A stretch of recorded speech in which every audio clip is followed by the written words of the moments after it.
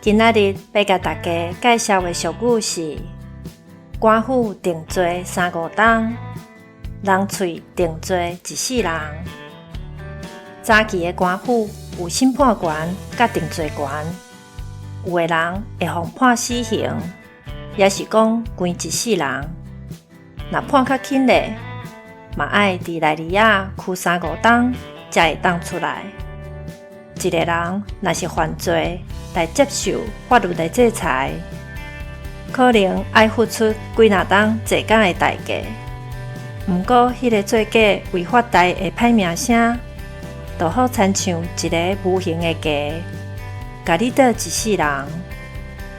所以讲，咱人都毋通目臭臭，较免无说你行对歹落去，死到后悔嘛袂赴啊！